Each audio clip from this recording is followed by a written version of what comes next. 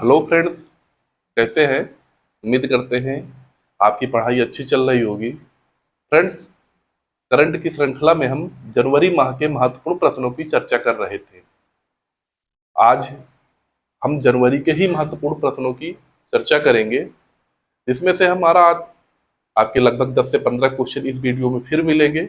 और ये सारे प्रश्नों को आप एक नोट के तौर पर लिखते जरूर जाइएगा, ताकि आप रिवाइज करने में आपको आसानी मिले। यह बात हम बार बार कहते हैं। ठीक है, अब देखते हैं हम जो टॉपिक होगा। यूनेस्को ने विश्व धरोहर जो स्थल है उनकी अस्थायी सूची जारी की थी, जिसमें से आपके भारत के 3 प्रमुख सांस्कृतिक स्थलों को लिया गया है। तो देखते हैं, पहला जो होगा यूनेस्को की विश्व धरोहर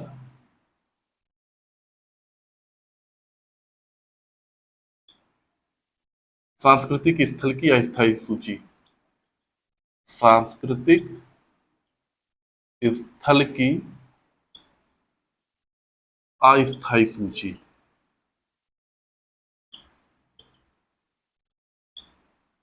तो इसमें से भारत के परिप्रेक्ष्य में आपके एग्जाम में पूछा जा सकता है। तो देखिए, जब ये सूची जारी की है तो उसमें से भारत के 3 स्थलों को लिया गया है। आपका भारत के 3 स्थलों को लिया गया है। अब भारत में कितनी हो गई हैं? 52 अस्थायी यूनेस्को की विश्व धरोहर की सांस्कृतिक स्थल में जो अस्थायी सूची है उनमें से आपका अब भारत के जो स्थल है 52 हो चुके हैं। तो ये क्वेश्चन पूछा जा सकता है कि कितने स्थल अब हो चुके हैं? 52। अब की कितने स्थलों को सम्मिलित किया गया? 3। अब इंपॉर्टेंट है कौन कौन से वो स्थल है। देखिए, पहला आपका मोढेरा का सूर्य मंदिर। मोढेरा का सूर्य मंदिर।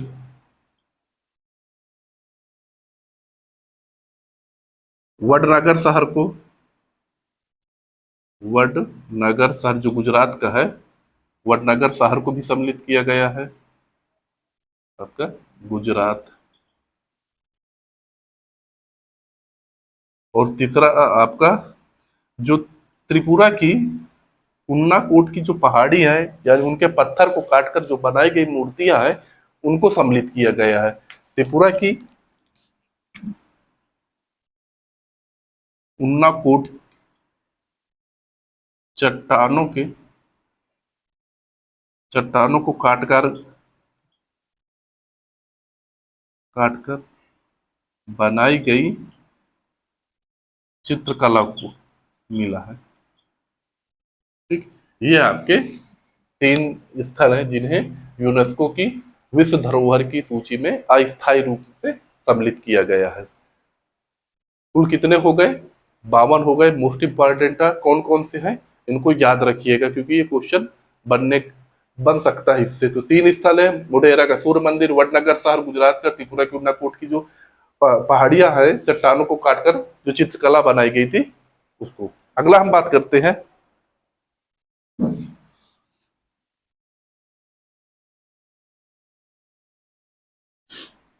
अभी हाल ही में आपका जल पर प्रथम अखिल भारतीय मंत्रियों का सम्मेलन हुआ था। राज्य मंत्रियों को जल पर प्रथम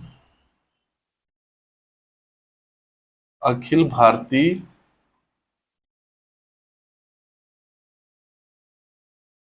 राज्य मंत्रियों का सम्मेलन हुआ था।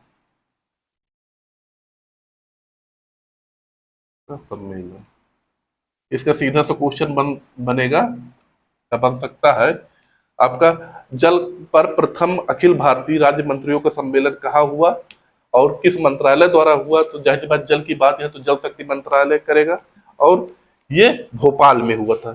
सम्मेलन का आयोजन जो हुआ भोपाल में जल शक्ति मंत्रालय द्वारा, जल शक्ति मंत्रालय के तत्वाधान में इसका आयोजन किया गया। इनके पॉइंट याद रखिए। दूसरा इसका जो थीम था थीम था water vision at the rate 2047। Water vision, water vision at the rate 2047, 2047, ये इसका थीम था। तो फ्रेंड्स याद रखिएगा कहाँ पर हुआ था, आपका भोपाल में हुआ था। प्रथम जल पर प्रथम अखिल अखिल भारतीय राज्य मंत्रियों का सम्मेलन भोपाल में हुआ, जिसके यानी किसके तत्वाधान में हुआ, जल शक्ति मंत्रालय के तत्वाधान में हुआ। और इसका थीम क्या था, water vision at the rate 2047। अगला हम बात करते हैं India library, Indian library Congress, Indian library Congress का आयोजन आपका कहां पर हुआ था, सीधा सा क्वेश्चन होगा, ये आपके केरल पर हुआ था, केरल के कुन्नूर में। ठीक है, अगला जो क्वेश्चन होगा वो national institute for one health, national institute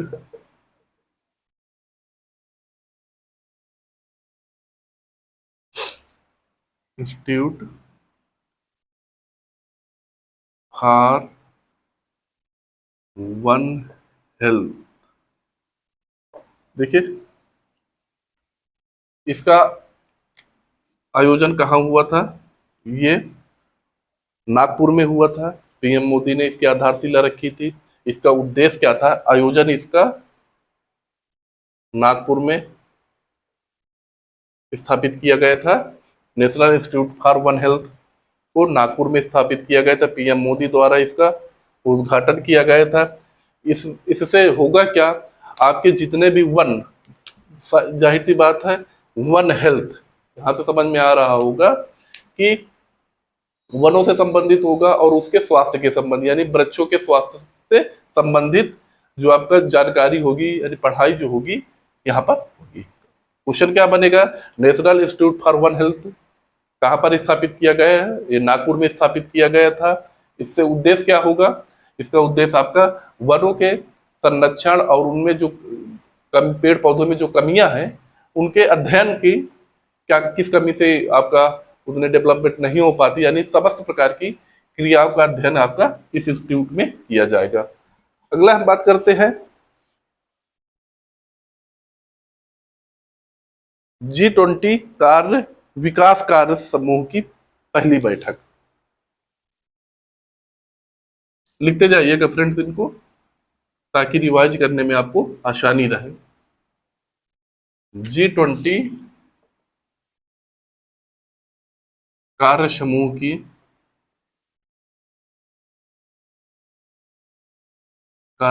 की पहली बैठक। फ्रेंड्स थोड़ा सा यहाँ से G20 आपकी भारत में आयोजन हुआ था, आगरा में। तो G20 से कई क्वेश्चन यहाँ पर बनते हैं, समझिएगा। पहला देखिए, G20 का आयोजन कहाँ पर हुआ, उत्तर प्रदेश के आगरा में हुआ। फिर आपका बिजनेस 20 आया, बताए हैं लास्ट वीडियो में, बिजनेस 20 और आपके यूथ 20 ये बताए थे। तो देखिए बिजनेस 20 जो था, इसका बिजनेस से है, तो जाहिर सी बात कहाँ पर आयोजन हुआ, गुजरात में। और इसका यूथ 20 यानी युवा 20 का आयोजन आपका गुवाहाटी में हुआ। ठीक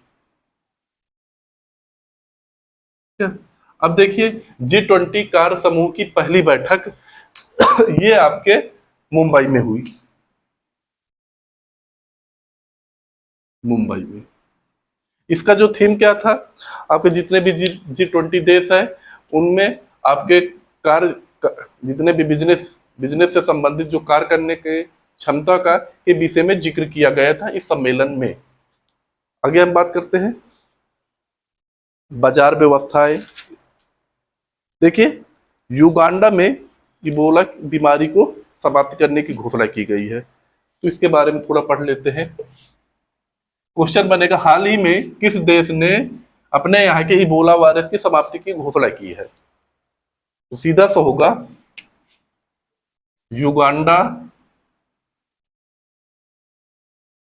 युगांडा में इबोला वायरस की समाप्ति की घोषणा हुई है। इबोला वायरस की समाप्ति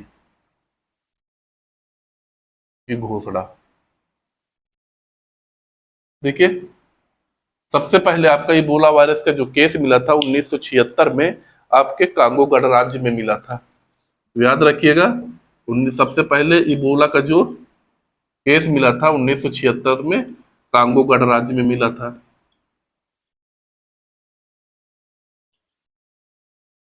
देखिए, ये संक्रमित कैसे होता है? आपके पशुओं से मनुष्यों में, और एक मनुष्य के संक्रमित से दूसरा मनुष्य संक्रमित होता है। इसमें लगभग जिस व्यक्ति में इबोला वायरस का संक्रमण हो जाता है 90% होता है कि उसकी डेड हो जाना, यानी उसकी मृत्यु हो जानी है। तो इसके जो डेथ रेट है वो 90% है। तो हाल ही में अभी युगांडा ने इबोला वायरस की समाप्ति की घोषणा की, यानी अब वहां पर कोई भी व्यक्ति, यानी इबोला वायरस के कोई भी केस नहीं है।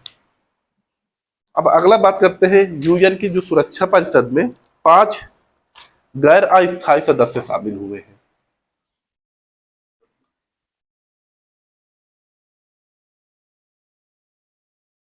अगला जो है, यूएन की अस्थायी 5 सुरक्षा परिषद में, यूएन के सुरक्षा परिषद में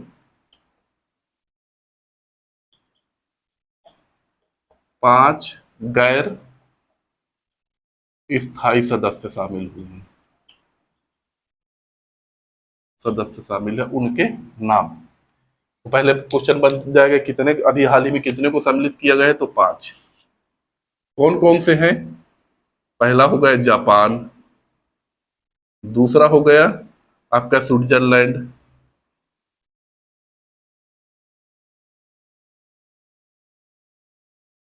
लैंड, तीसरा हो गया इक्वेडोर, और चौथा हो गया आपका माल्टा, और पांचवा जो होगा मोजाम्बिक। माल्टा देश और पांचवा मोजाम्बिक। मोजाम्बिक मोजाम्बिक ये आपके सम्मिलित किए गए हैं। तो जाहिर सी बात है कि आपके इनकी जगह, इन्हीं दूसरे की जगह पर आए होंगे। तो कौन कौन से हटाए गए हैं? आपका भारत हो गया, आयरलैंड हो गया, भारत आयरलैंड, और आपका केन्या मैक्सिको, केन्या मैक्सिको, और आपका नॉर्वे। ये पिछली बार सम्मिलित हुए, उनको हटाकर ये नए देश सम्मिलित हुए हैं। तो याद रखिएगा, कह देगा इनमें से हाल ही में कौन सा है देश है जो अभी सम्मिलित नहीं हुआ या सम्मिलित हुआ निम्न में से? तो जापान, स्विट्जरलैंड, आपका इक्वेडर, माल्टा और मोजाम्बिक। किनको हटाया गया जो पिछले हुए थे? भारत, आयरलैंड, केन्या, मैक्सिको और नॉर्वे। ये आपके देश इनकी जगह पर ये सम्मिलित हुए। आगे हम बात कर लेते हैं 18वां विश्व संस्कृत सम्मेलन। हेडिंग डालिए, 18वां विश्व संस्कृत सम्मेलन। देखिए भैया, हमारे पास डिजिटल बोर्ड तो है नहीं कि ऐसे स्लाइड मारिए अगला क्वेश्चन प्रस्तुत हुआ उसको बताते चले गए। तो आप भी लिखते जाइए, हम भी लिखते जाते हैं, सबसे अच्छा तरीका यही है पढ़ने का। 18वां विश्व संस्कृत सम्मेलन। इंपॉर्टेंट है क्वेश्चन ये भी। देखिए, ये ऑस्ट्रेलिया में होगा, ऑस्ट्रेलिया, कैनबरा। कैनबरा में, ऑस्ट्रेलिया के कैनबरा शहर में इसका आयोजन होगा। अब बात कर लेते हैं 17वां नंबर का कहाँ हुआ था, और 19वें नंबर का जो होगा वो कहाँ होगा। तो देखिए 17वां नंबर का जो था वो आपका कनाडा में हुआ, 17वां कनाडा में, और 19वां जो होगा वो आपका नेपाल की राजधानी काठमांडू में होगा। ठीक है, नेपाल के काठमांडू, काठमांडू में होगा। अब हम बात कर लेते हैं पहला कब हुआ था। जाहिर सी बात है संस्कृत की बात हो रही है तो भारत ही है। तो 1972 में सबसे पहली बार हुआ था आपके नई दिल्ली में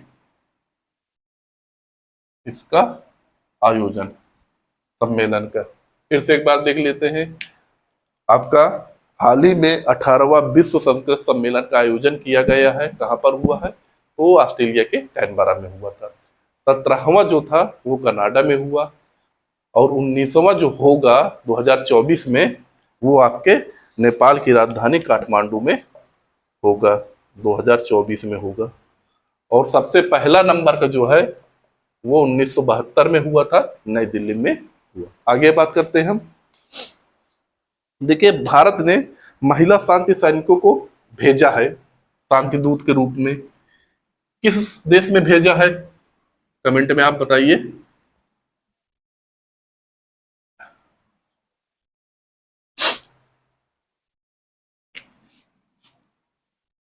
महिला शांति सैनिकों की टुकड़ी को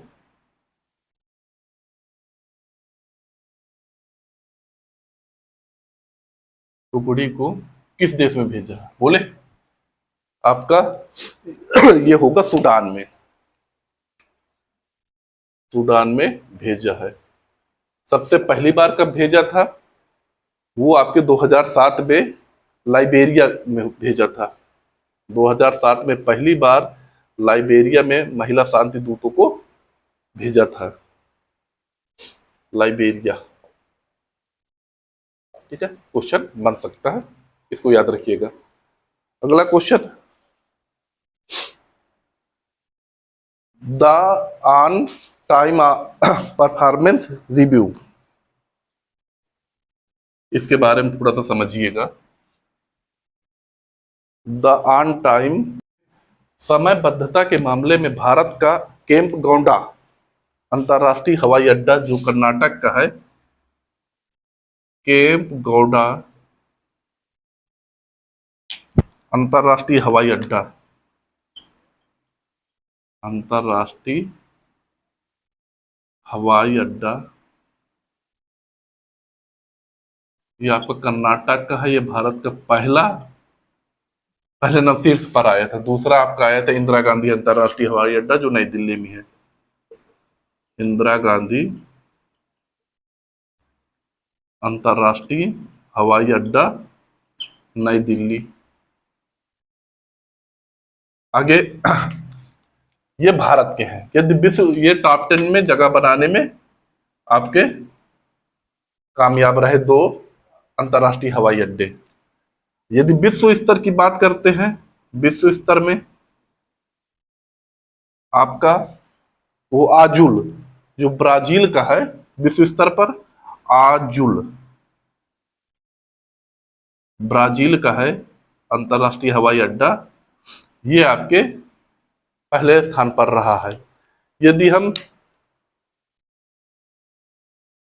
सॉरी ये एयरलाइंस जो होगी आजुल एयरलाइंस समयबद्धता के मामले में होगी, एयरलाइन की बात करेंगे, एयरलाइन आजुल एयरलाइन जो है ये समयबद्धता पर है। यदि हम हवाई अड्डे की बात करेंगे तो वह जापान का हेनेडा हवाई अड्डा जो है, जापान का हेनेडा हवाई अड्डा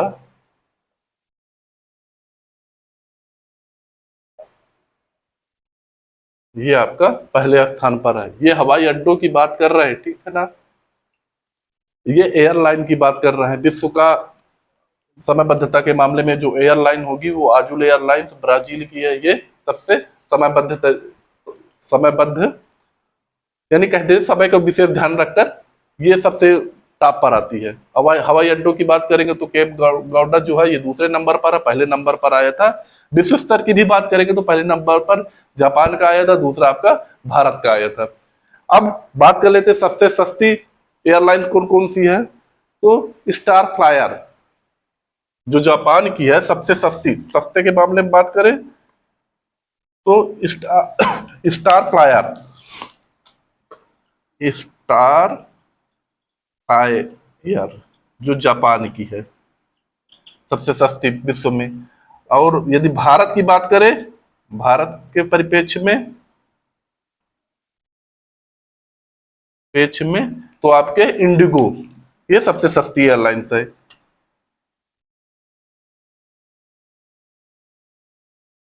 इंडिगो ये सबसे सस्ती एयरलाइंस है। आगे हम बात करते हैं, देखिए राज्यों और जिला में आपका सामाजिक प्रगति सूचकांक जारी किया गया है। प्रधानमंत्री के जो आर्थिक सलाहकार थे उनकी अध्यक्षता में आपका एक सर्वे किया गया और उसका प्रकाशन हुआ। उसका नाम था राज्यों और जिलों के लिए सामाजिक प्रगति सूचकांक। राज्यों एवं जिलों के लिए सामाजिक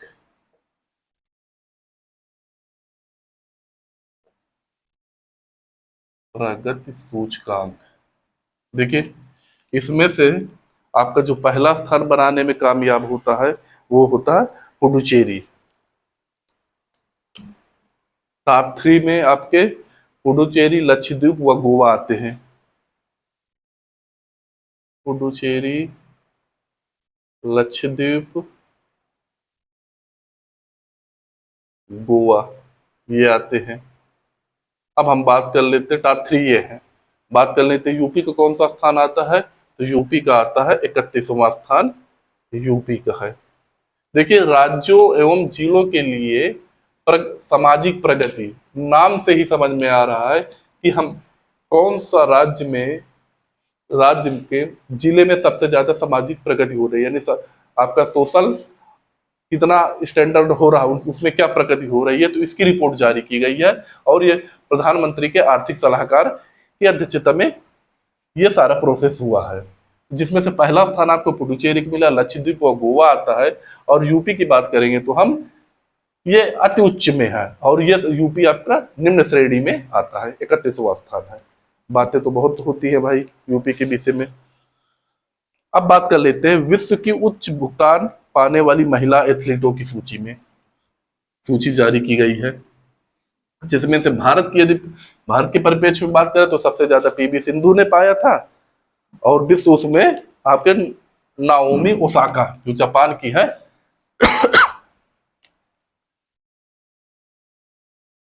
आपके हेडिंग जो पड़ेगी उच्च भुगतान पाने वाली महिला एथलीट। उच्च भुगतान पाने वाली महिला एथलीट।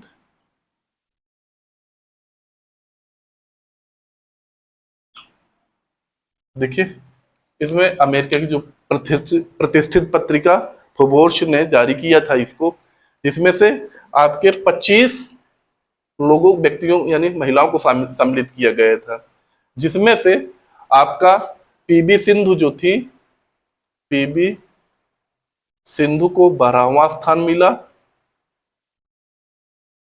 12वां स्थान।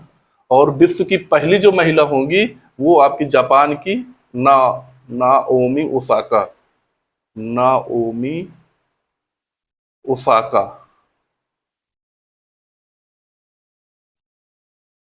ठीक, ये जापान की एथलीट है।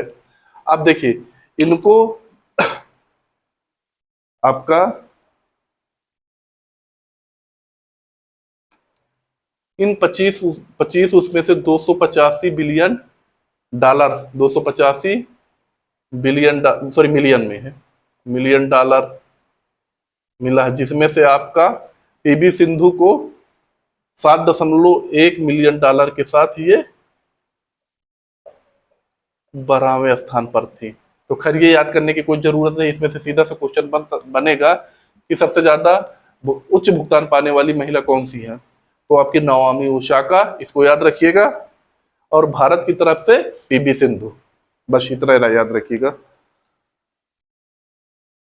देखिए, अभी हाल ही में केरल में जितने भी बैंक खाते हैं, यानी केरल को पूर्ण रूप से डिजिटल बैंक खातों के लिए भारत का पहला स्थान पाया है केरल। तो उसकी जो हेडिंग बनेगी, वो सभी पात्र खातों में डिजिटल बैंकिंग सक्षम होने का पहला राज्य।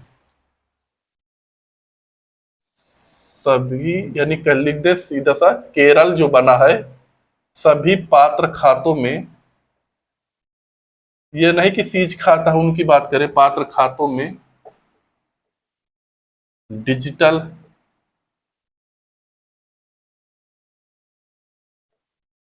बैंकिंग करने वाला भारत का पहला राज्य, भारत का पहला राज्य, यानी उनमें एक बार कम से कम डिजिटल तरीके से पैसा का लेन देन हुआ है, ये आपका केरल हुआ। और यदि पहले जिले की बात करेंगे तो हम त्रिशूर जिला, केरल का ही त्रिशूर जिला था, त्रिशूर जिला जो भारत का पहला जिला बना जो अपने यहाँ के नागरिकों को बैंक खातों में डिजिटल तरीके से लेन देन किया गया है। आगे हम बात कर लेते हैं।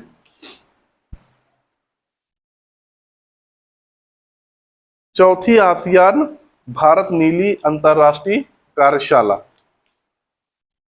अगला देखते हैं। चौथी आसियान आसियान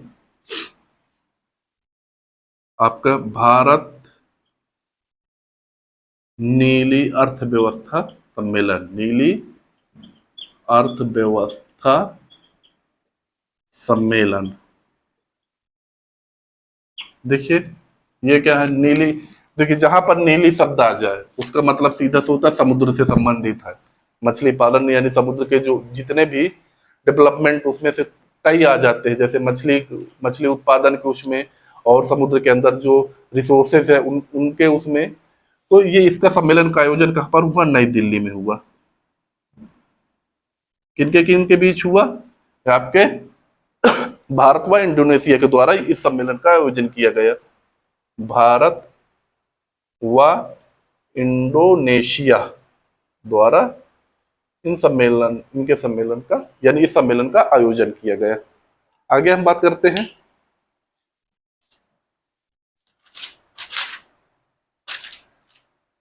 देश में प्रति कृषि परिवार औसत मासिक आय का एक आंकड़ा आया था, उस आंकड़े को समझते हैं।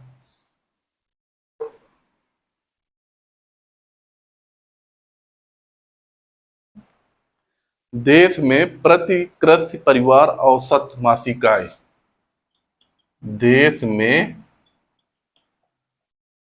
प्रति परिवार औसत मासिक आय,